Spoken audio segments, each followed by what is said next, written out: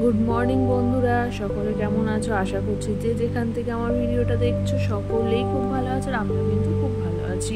তো এটা সকালবেলা দেখতেই পাচ্ছ, আমি নাইটি পরে আর লিপস্টিক পরে ঘুরছি না, কারণ আমি অফিসে গিয়েছিলাম। তো ওখান থেকে ফল সিলিংয়ের কাজ হচ্ছে বলে বস বললো যে আজকে ছুটি, রূপা বাড়িতে বসে কাজ করো। তো তখন বাজে প্রায় ঘড়ির কাঁটায় 12টা। তো আমার মনে হলো কেন আমি একটু চা খাই, মনটা আমার চা চা করছিল। তোমাদেরকে বলেছি আমি ভীষণ চা খেতে ভালোবাসি। তো একটু পাউরুটি সেঁকে নিচ্ছিলাম বাটার দিয়ে, আর এই যেখানে দেখতে পাচ্ছ চা বসিয়ে দিয়েছিলাম। তো যাই হোক, একটু চা আর পাউরুটি। আর আমার চায়ের সবসময় আমার বর, আমার পার্টনার থাকে চা খাওয়ার।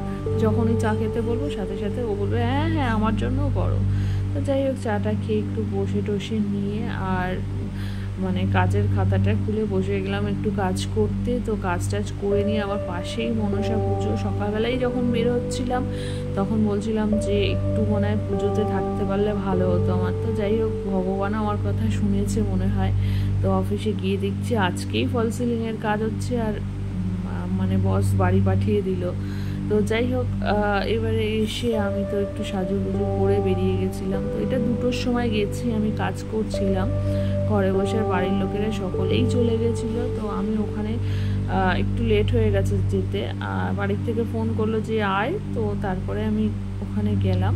তো গিয়ে দেখো এই যে মাকে প্রথমে মায়ের দর্শন করে নিলাম। আর মাকে দেখে এতটাই ভালো লাগছিল, গায়ে না কাঁটা দিয়ে উঠছিল দেখে, এতটাই মা পুরো জল জল করছে, ফিলিংসটা তোমাদের সাথে বোঝাতে পারছি না।